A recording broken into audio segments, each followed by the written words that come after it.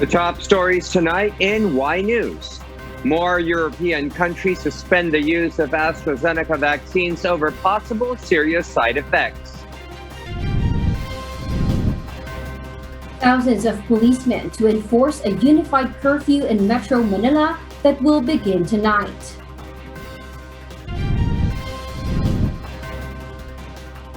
Health officials are now investigating a possible community transmission of COVID-19 variants in the Philippines.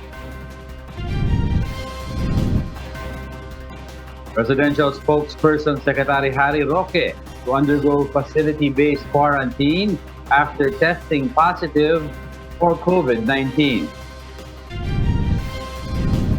The Queen Bee Beyonce breaks Grammy record as Korean pop band BTS misses out.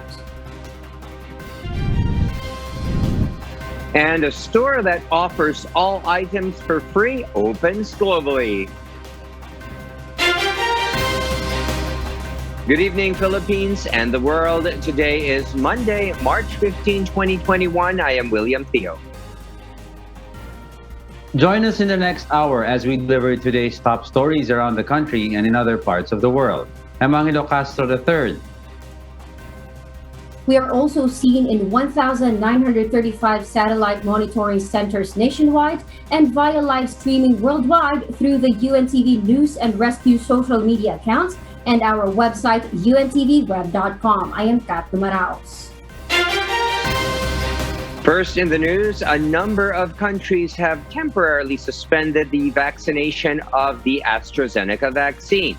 May Biandog will give us the details live. Yes, Maeve, go ahead. William, the precautionary move came after Austria stopped using a batch of AstraZeneca doses, while a death due to severe coagulation disorders and an illness from a pulmonary embolism, which is a lung disease caused by a dislodged blood clot, are being investigated.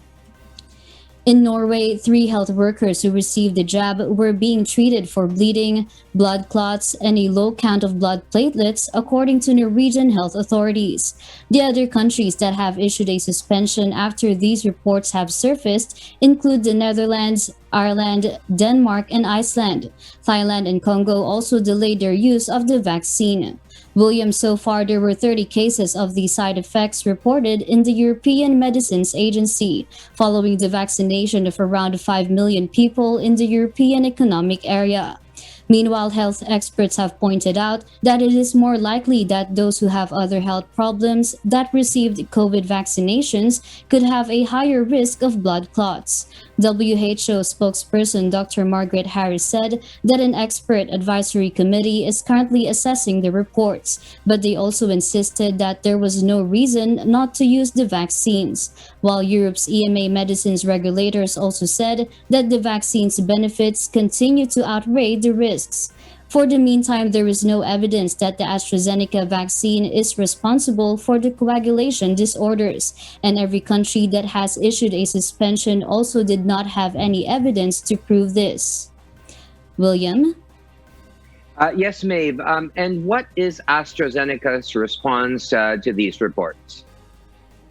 William, the said batch of 1 million doses went to 17 European countries. AstraZeneca said on a statement that a careful review of all available safety data showed no evidence of an increased risk of pulmonary embolism, deep vein thrombosis, or thrombocytopenia on more than 17 million people in the European Union and UK that were vaccinated. Furthermore, a spokesperson for the pharmaceutical giant explained that the reported numbers of the said events are not greater than the number that would have occurred naturally in the unvaccinated population. AstraZeneca is keeping the issue under close review,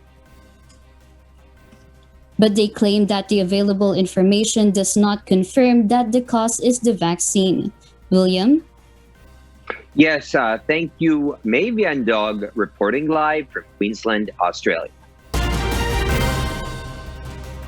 Meanwhile, a unified curfew will come into force in Metro Manila starting tonight. With this, hundreds of checkpoints will also be set up by the Philippine National Police in various locations. Lea Ilagan reports why.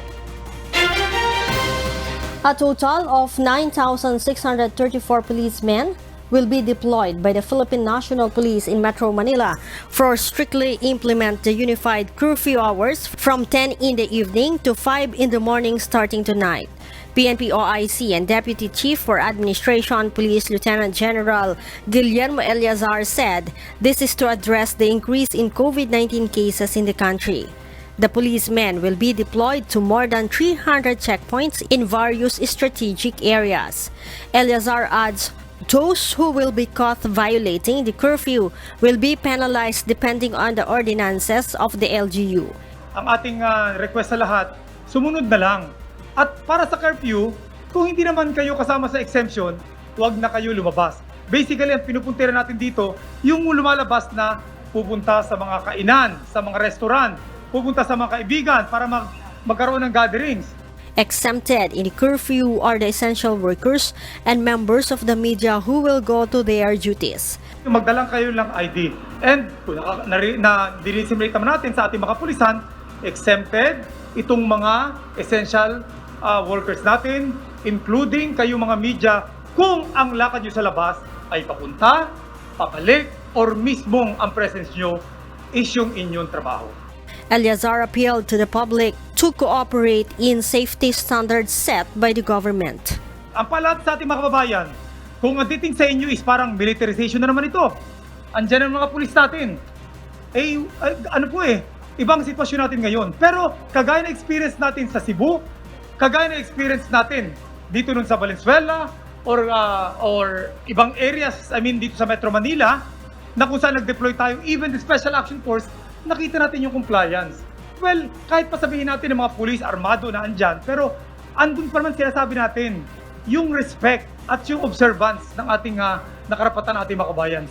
The PNP OIC also reminded the policemen to exercise maximum tolerance and respect human rights. Leia Ilagan, UNTV, News and Rescue. We serve the people. We give glory to God. It's been a year since the government first declared its community quarantine measures. But with the rising cases of COVID-19 again, the palace maintained that the government did not fail in handling the pandemic in the country. Rosalie Cos explains why. Malacanang excludes the possibility of implementing the strictest community quarantine in the country this month of March. This following the daily new COVID-19 cases recently. However, Presidential spokesperson Harry Roque is not sure if the situation will still be the same in April. Sa buwan ng Marso, possibly hindi pa po, no? Dahil gaya ng aking binalita ngayon, meron pa tayong 55% available ICU beds at meron pa tayong around 60% available COVID beds, no, ward beds. At saka 60% pa rin ang ating mga isolation facilities. It has been a year since the Enhanced Community Quarantine or ECQ was implemented over the Philippines on March 15, 2020 due to the COVID-19 pandemic. Presidential spokesperson Roque insisted the government did not fail in its COVID-19 response. This is also his reaction on the trending #DutertePalpak in Twitter. According to the official, the surge is possibly because of the new COVID-19 variants and other factors. Tignan po natin ang datos. Napababa po talaga natin ang kaso. At itong buwan ng Marso lang sumipa muli. At bagamat paulit-ulit po sinasabi na hindi po ako eksperto, hindi po ako dalubhasa, hindi ako scientist, hindi ako doktor, tingin ko naman yung kumpirmasyon na nasa Pilipinas na yung mga bagong variants at itong mga bagong variants na may nakakahawa, ito ay isa sa mga dahilan ng surge. Hindi po dahil palpak ang gobyerno. He also mentioned that other nations have their cases surge and the opening of the economy should not be blamed for the rising of cases. Meanwhile, Roque revealed that this week, the government will launch its vaccine tracker. This is to monitor the vaccination program of the government. Rosalie Cos, UNTV, News and Rescue. We serve the people, we give glory to God. A group of physicians reiterated its appeal to the public to strictly observe the health and safety protocols when going outside of your residence. Janice Inhente reports why. Members of the Philippine College of Physicians are not asking for a timeout on their work despite the rising cases of COVID-19 in the country. Dr. Rontgen Sulante, Board of Regent of the group, says the current mobility of people is causing the spread of infections at home. With this, they are appealing to the public to follow the strict health protocols imposed by the government's task force against COVID-19.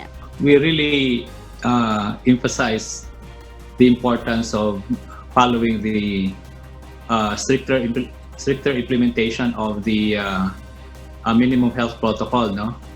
However, the group do not recommend placing the country under enhanced community quarantine.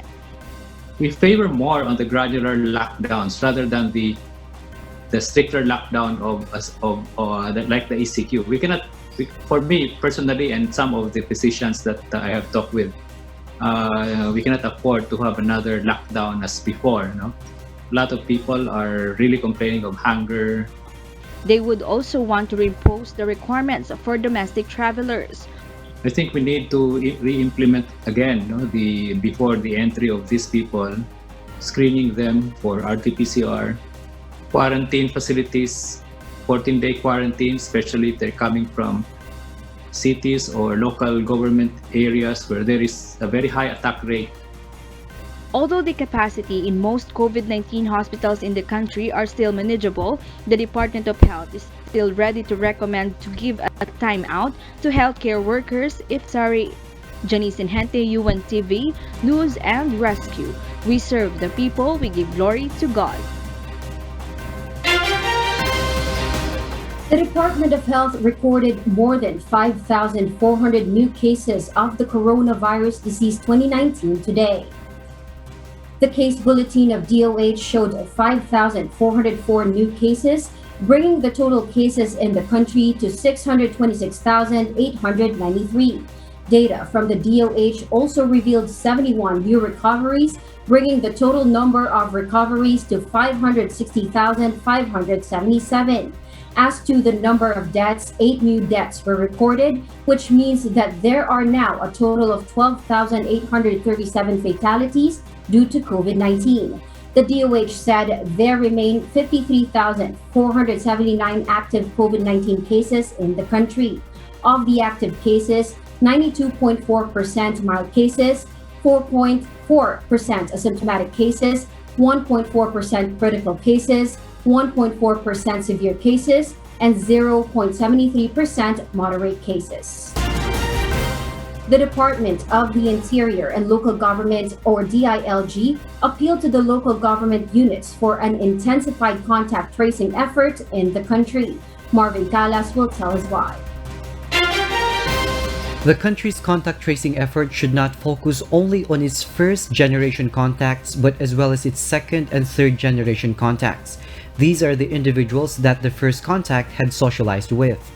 DILG Undersecretary Jonathan Malaya said, although contact tracers are prepositioned in the country, they are still under-controlled by their respective local government units.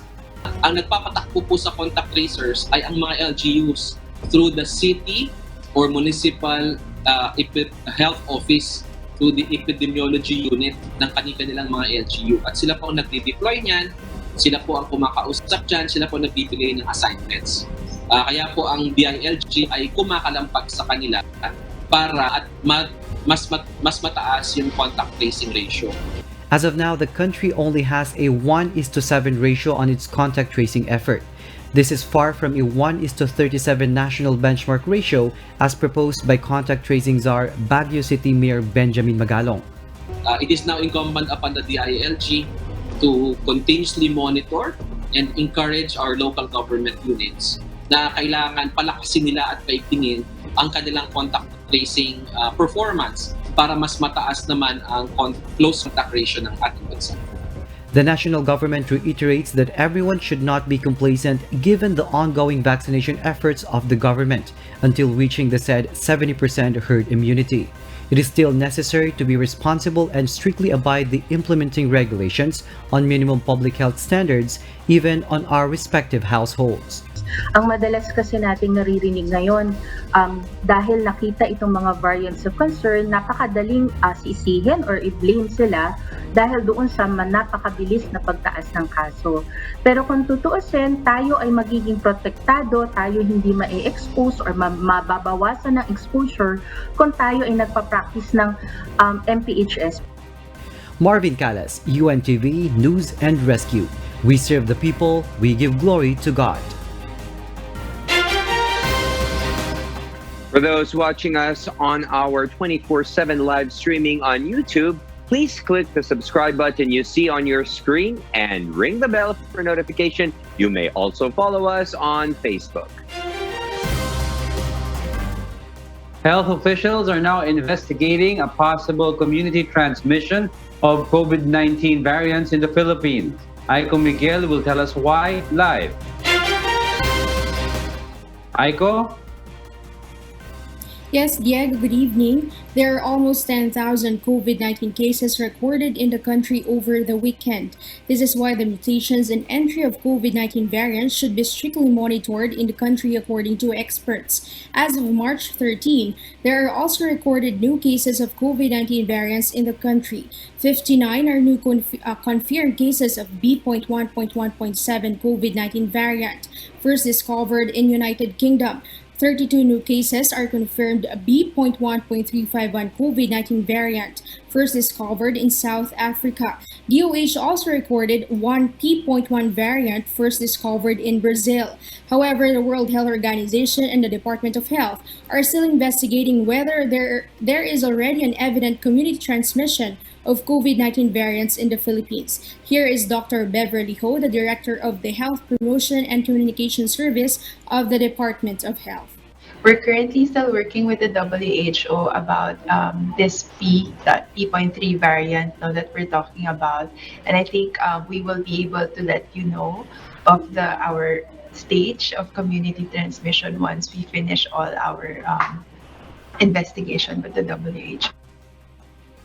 Diego, the DOH is not setting aside the possibility that the prominent rise of COVID-19 cases in the country is due to COVID-19 variants. But the public should also understand that the reason why there has been an increased transmission is due to breaches of health protocols. The passport of the variant is actually breaches in minimum public health standards. No? So anything that allows the virus to move from one person to another, and that virus now has renewed strength, bigger muscles to move around. So that's going to be the issue. Pero kung hindi natin binigyan sila ng butas to move around, then hindi naman dapat magka-variant. Diego, over the weekend, the DOH also confirmed the existence of a P.3 COVID-19 variant in the country. This belongs from the B.1.128 lineage of virus, with mutations of N501Y and E484K from the 85 samples from Central Visayas this February, and then reassigned as a P.3 COVID-19 variant. Although the P.3 belongs in the same lineage as the P.1 COVID-19 variant first discovered in Brazil, P.3 variant is not considered as a variant of concern. This means current available data are insufficient to conclude whether it has a significant public health implication. The DOH also clarifies P.3 variant can't be considered yet as a local variant from the Philippines. At this point in time, no, not yet, no. So, as mentioned, we're still working it out with the international community kasi meron talagang very clear reasons, no, for you to call it as such. According to the Department of Health, Diego, although P.3 is not yet considered as a variant of concern, people should not be more complacent, instead responsibly observe minimum public health standards. And that is the latest live. Back to you, Diego. Thank you, Aiko Miguel, for those updates. Presidential spokesperson Harry Roque says he is now inclined to undergo a facility-based quarantine after testing positive for COVID-19. Rosalie Cos will tell us why. During his stint as presidential spokesperson amid the COVID-19 pandemic, Secretary Harry Roque has undergone 35 RT-PCR tests. Roque said he is currently asymptomatic and admitted that he was shocked to find out that he was infected with the virus. It came as a surprise and as a shock. No, it's not just a shock. na after about 35 tests, nag-positive tayo, no? The palace official said he plans to stay at an institutional quarantine facility since his wife also has comorbidities like him. Secretary Roque clarifies he had no close interaction with President Rodrigo Duterte or other cabinet members. He says he met the chief executive last Thursday, March 11, on the launching of the rehabilitation projects for the Dumaguete Sibulan Airport, and he was negative then for COVID-19. Hindi rin naman ako nakipag-close interaction with anyone kasi pag public event, hindi naman ako bumubulong-bulong, no? I try to keep my distance also. Meanwhile, the official also advises those who had close contacts with him during the past days to undergo quarantine and RT-PCR tests. The official will keep on working while in isolation. He will also attend a meeting with the President and the Interagency Task Force Against COVID-19 virtually. Tinamaan po tayo ng COVID, wala naman po tayong sintomas, mag-isolate tayo para wag makihawa, pero tuloy po tayo sa ating hanap buhay dahil ganyan po talaga ang dapat mangyari, no? Tuloy-tuloy ang buhay maski narariyan si COVID. Rosa Licoz, UNTV News and Rescue. We serve the people, we give glory to God. Pasig City Mayor Vico Soto will still undergo quarantine despite testing negative of COVID-19. Joanano explains why. Despite of being tested negative of COVID-19, Pasig City Mayor Vico Soto still submit himself under isolation after he was exposed to his personal driver who succumbed to COVID-19. The city mayor opted to hold his briefings and announcement via virtual conferences to assure that he will not infect anyone. He says that he is asymptomatic, except of his chronic cough, which he experiences even prior to the pandemic. Ako po ay naging isang close contact. Strictly, susunod po tayo sa mga protocols natin. So, hindi muna ako makakapasok sa trabaho at kinakancel ko muna mga appointment o meeting. Kung maaari ay via Zoom na lang muna o via Viber, via text at phone call na lang po muna ako magtatrabaho. The Pasig City Mayor also urges his constituents to impose ECQ within themselves in order to prevent further transmission of COVID-19. This as the city records a total of 513 active cases from the previous almost just 300 cases. As of now, the local government, through their centralized quarantine facility, can still accommodate patients who needs to be isolated. However, it is nearing to reach its full capacity. Voluntary ECQ tayo hanggat kaya. Pero yun nga, hindi na natin kaya bumalik dun sa ECQ talaga. Kasi kawawa mga tao. Hindi nga magkaka-COVID, mamatay naman sa gutom. Yung mga nananawagan para sa ECQ, sila yung mga nakakakain ng 3 beses sa isang araw kahit di magtrabaho.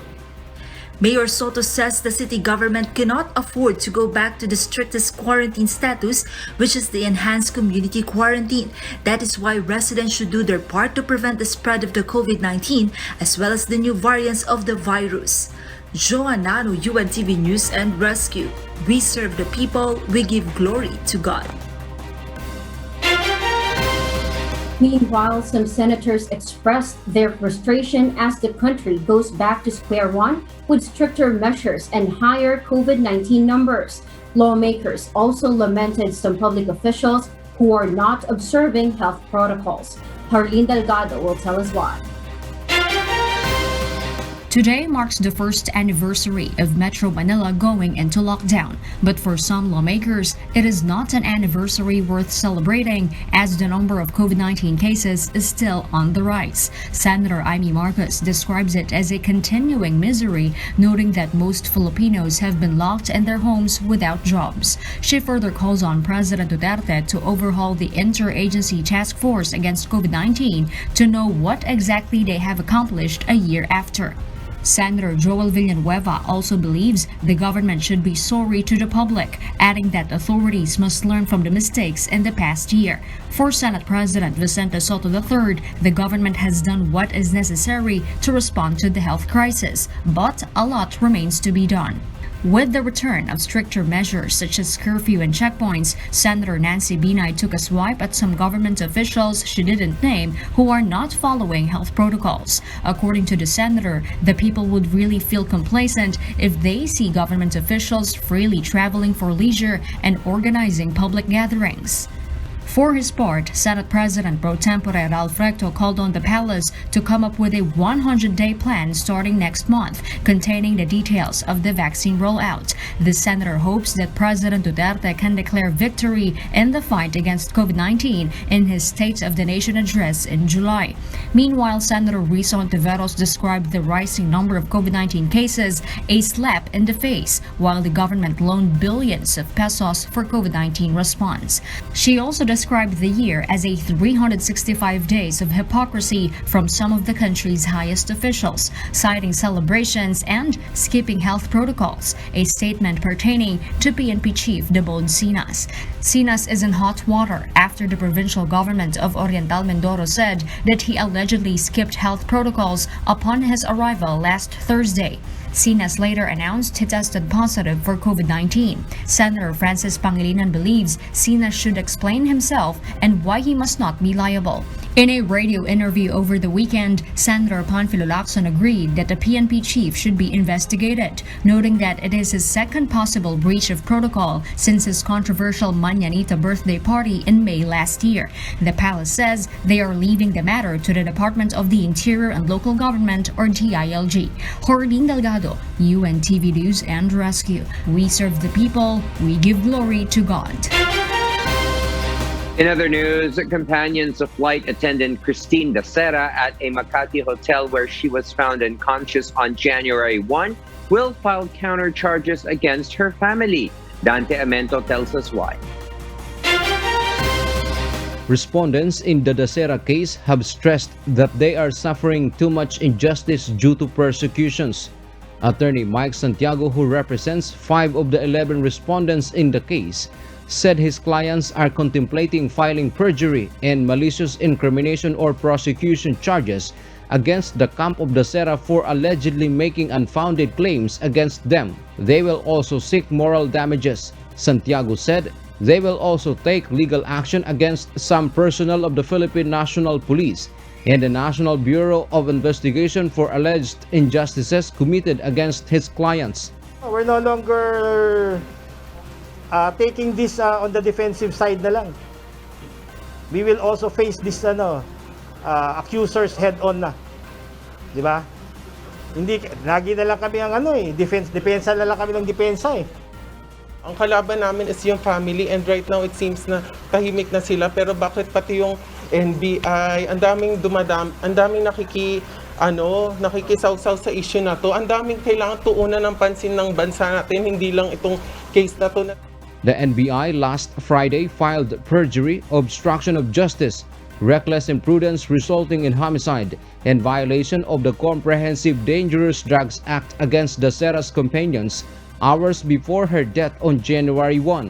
The NBI also recommended filing an obstruction of justice against their legal counsel, Neptali Maruto, and falsification of an official document by a public officer charges against Southern Police District Medical Legal Officer Michael Nick Sarmiento, who first conducted the autopsy on Dacera's remains, but the respondents questioned the complaints, calling it an overkill and the NBI investigation unfair. Sino ba kalaban talaga ng mga respondents? Una, PNP. 'Di ba? Pati si Chief PNP. Up to the chief when he said, case closed. Kala ko ba case closed na? Oh. Next. Sino ba? Yung Dacera family ba? Yung PNP ba? NBI? All of the above. The lawyer said they are not inclined to enter into an amicable settlement. Dante Amento, UNTV, News and Rescue. We serve the people. We give glory to God. The local government's units in the National Capital Region implement liquor ban, alternative work scheme, and other measures starting today. Asher Kadapan Jr. tells us why. The Metro Manila mayors find other ways to battle the spread of COVID-19 aside from the implementation of unified curfew hours, which starts tonight. In Manila, 6 more barangays will be placed under stringent 4-day granular lockdown, which will commence on Wednesday. 30% working capacity will also be observed in government offices across the nation's capital. But those with functions directly related to emergency response, including all district hospitals, are exempted from the work scheme. Sundin po natin yung mga lituntunin ng pamahalaan. Ito po ay para sa kabutihan ninyo at kabutihan ng lahat at kabutihan rin ng inyong mga mahal sa buhay. Kaya hanggat maaari tayo ay nakikisuyo na sumunod tayo ng pusa. May nagpapatupad man o wala. In Quezon City, total liquor ban started today and should be observed until March 31. Gyms, spas, and internet cafe will also not be allowed to operate within the next 2 weeks, while other business establishments and dine-in restaurant will only be allowed until 8 p.m. However, essential establishments like 24-hour convenience stores, fast food deliveries, call centers, and drug stores may operate 24 hours even within the curfew hours. The Quezon City government also identified workplaces as COVID hotspots where workers get infected and spread the disease when they get home. And so employers are mandated to provide alternative transportation to employees, alternative work schedule, and strict health protocols inside the offices. Sa pag-igting po ng implementation po nito, inatasan po ni Mayor Joy Belmonte through General Masirin ang lahat po ng station commander. Ang Quezon City po, meron po kaming 14 stations na magpapa-implement ng mga health protocols at ng violation dito sa mga bagong guidelines po natin. Parañaque City is also implementing liquor ban in any establishments until the end of the month. Public market and micro retail stores will only be allowed to open from 6 a.m. to 6 p.m., while restaurants may only operate until 9 p.m. Meanwhile, Pasig City also adopts alternative work scheme in government offices. Caloocan City Mayor Oka Malapitan, on the other hand, allows 50% of skeleton workforce in the local agencies, while penalties against violators of safety protocols in Nevada City was amended, obliging offenders to have themselves get a reverse transcription polymerase chain reaction or RT-PCR test aside from the corresponding fines. Asher Kadapan Jr., UNTV News and Rescue. We serve the people, we give glory to God. Good evening. USA, India, Japan, and Australia, also known as the Quad, will soon battle against China for the sake of the Indo-Pacific region, including an offer to match Beijing's ambitious vaccine diplomacy. Early Briones will tell us why. 4 of the Indo-Pacific countries, USA, India, Japan, and Australia, collectively known as the Quad, has recently made a pact during their recent summit on Friday to commit to ensuring a better and safer Indo-Pacific region and solving global problems. Confronting China was never a common agreement for the Democrats and Republicans within the U.S. Congress, so authorities, including the U.S. President, are pleased with the outcome of the summit. Australian Prime Minister Scott Morrison labelled the meeting a new dawn in the Indo-Pacific, and that their alliance be an enabler of peace, stability, and prosperity for all. The Quad together renewed their vision to tackle maritime, cyber, economic, and security issues within the region, which they identified to have been consistently facing challenges from Beijing, China. This was made so that China can reportedly be engaged in a position of strength. More importantly, the 4 leaders of the countries pledged to work intently against the pandemic, knowing that their countries will not improve unless COVID-19 is eliminated. The plan is to combine each nation's medical, scientific, financing, manufacturing, and development strategies to establish an expert working group for a safe and effective vaccine distribution. And we're launching an ambitious new joint partnership that is going to boost vaccine manufacturing and for the global benefit and strengthen vaccinations to benefit the entire Indo-Pacific. The Quad already estimates a supply of up to 1 billion doses of coronavirus vaccines across Asia by the end of 2022.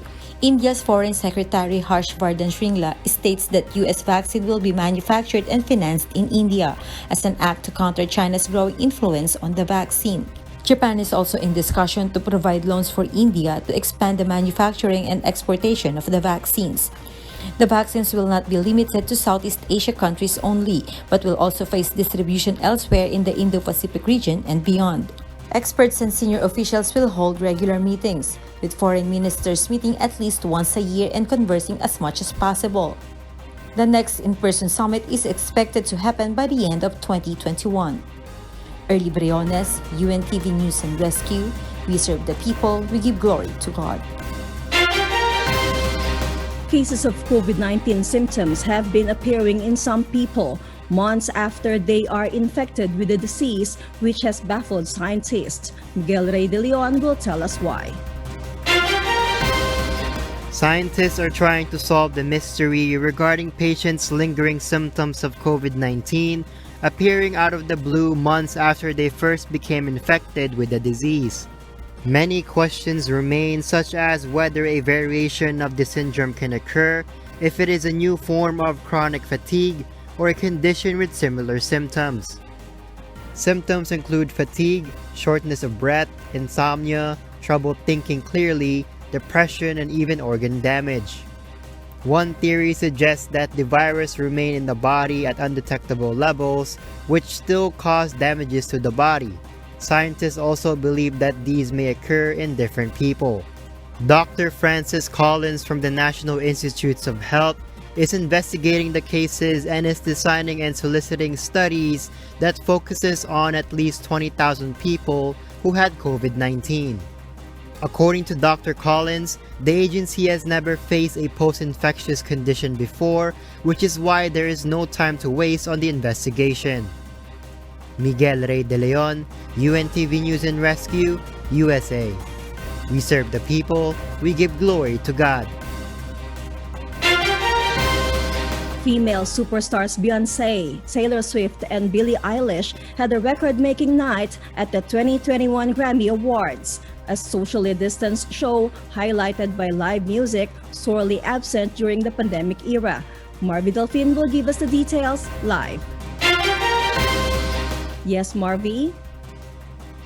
LC, big female energy was felt last night as the female stars of music dominated the 63rd Annual Grammy Awards, which was held at the Los Angeles Convention Center, just across the street from the award show's usual home at the Staples Center.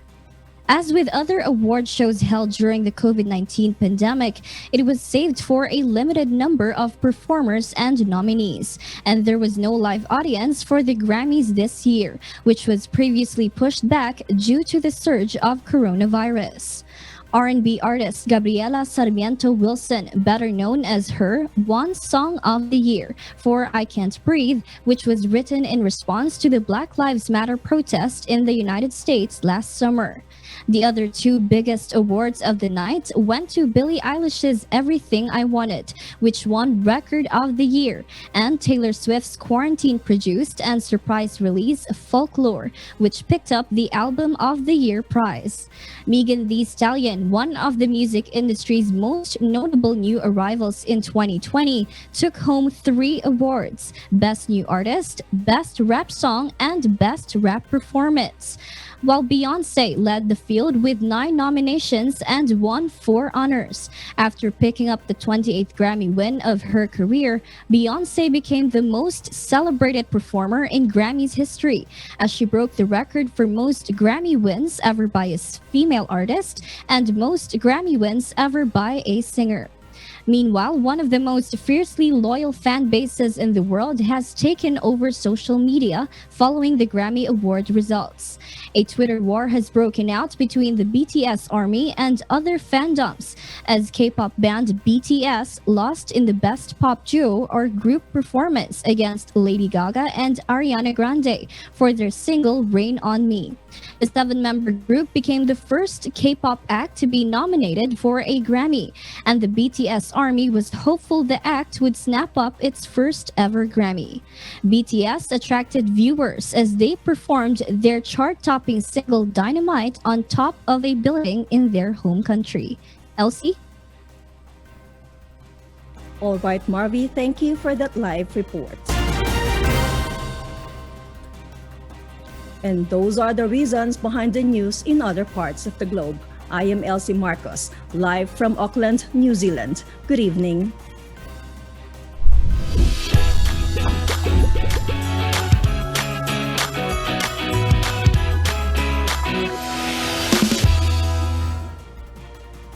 Free stores launched by Members Church of God International or MCGI have provided support not only in the Philippines but all over the world.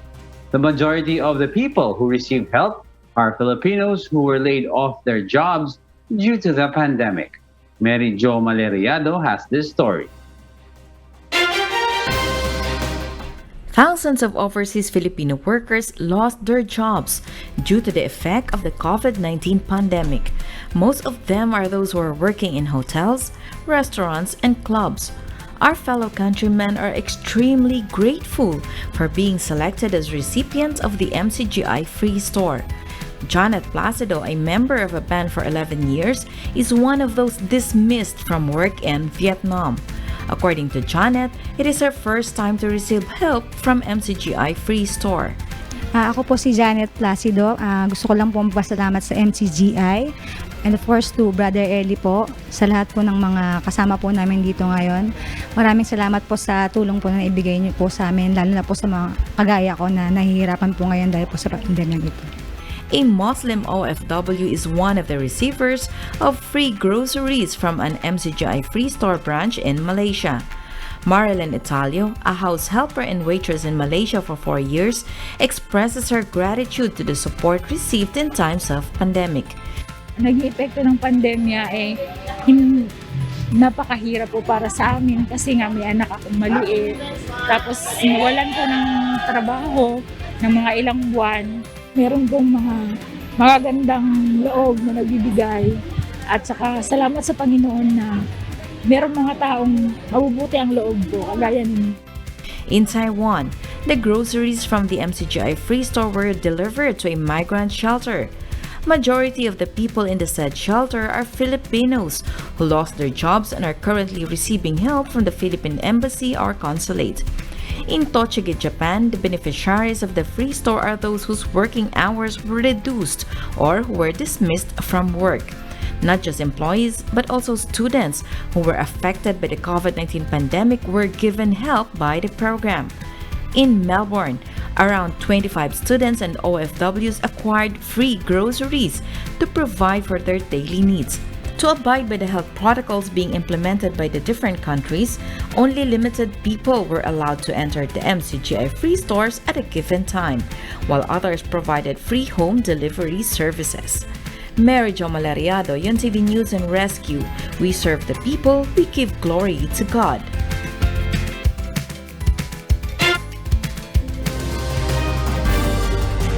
And those are the reasons behind the news, March 15, 2021. I am Kat Dumaraos, live from Bangkok, Thailand, sitting in for Harleen Delgado. Reasons we deliver to you as they unfold. I'm Angelo Castro III. Because we need to know, we will always ask why. I am William Theo. We serve the people. We give glory to God.